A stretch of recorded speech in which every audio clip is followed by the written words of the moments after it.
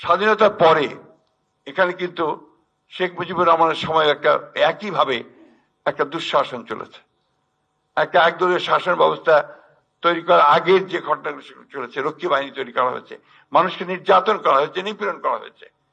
খুলনার শান্তি সেন কমিউনিস্ট নেতা, তার স্ত্রী, তার শ্যালিকা এবং হানুফা বেগম নামে আরেকজন কমিউনিস্ট কর্মীকে রক্ষী বাহিনী গ্রেফতার করেছিল।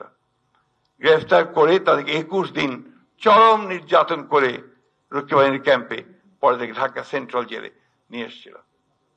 ব্যারিস্টার মওদুদ আহমেদ সেদিন আছে ইয়াং লয়ার, তিনি হেভিয়াস কর্পাস করে এবং তখন দেবেশ ভট্টাচার্য জজ ছিলেন, তাদেরকে ওই কোর্টে হাজির করে তাদেরকে তিনি মুক্ত করার ব্যবস্থা করেছিলেন। এই যে কতগুলো ঘটনা যেগুলো আমার হঠাৎ করে মনে পড়ছে, এটা থেকে এটাই প্রমাণিত হয় যে সত্যিকার অর্থেই আন্তরিকভাবে একজন গণতান্ত্রিক নেতা, গণতান্ত্রিক সত্তা ছিলেন ব্যারিস্টার মওদুদ আহমেদ।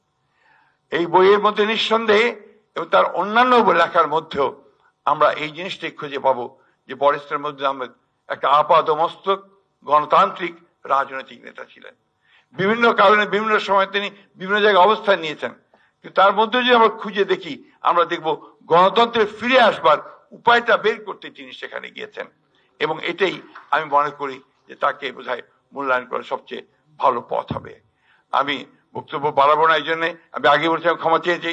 এখানে শুনতে পারতাম আজকে সকলের কথা, আমি নিজে উপকৃত হতাম। এই মুহূর্তে ব্যারিস্টার মওদুদকে আমাদের খুব বেশি দরকার ছিল, কারণ আমরা একটা অস্থিরতার মধ্যে বাস করছি। এই অস্থিরতা থেকে যে মানুষগুলো আমাদেরকে পথ দেখাতে পারতেন, দিশা দেখাতে পারতেন, তাদের মধ্যে ব্যারিস্টার মওদুদ ছিলেন অন্যতম, নিঃসন্দেহে। আমার দুঃখ হয় যে তিনি এই ফ্যাসিস্ট হাসিনার পতনটা দেখে যেতে পারেননি, যেটা তিনি আন্তরিকভাবেই দেখতে চেয়েছিলেন। আমি আশা করি এই বইটি আমাদেরকে ভালোভাবে পড়ার সুযোগ আমরা পাবো, আমাদের পরবর্তী প্রজন্ম পাবে। বিশেষ করে আজকে যে সমস্ত আমাদের তরুণরা, যুবকেরা যারা আজকে এই অসাধারণ একটা সাফল্য নিয়ে এসেছে, আমাদেরকে ফ্যাসিস্টদের হাত থেকে মুক্ত করেছে, তাদের জন্য এই বইগুলো পড়া বোধহয় খুব বেশি প্রয়োজনীয় বলে আমি মনে করছি। ধন্যবাদ আপনাদের সকলকে। আমি আবার দুঃখ প্রকাশ করছি। আসসালামু আলাইকুম।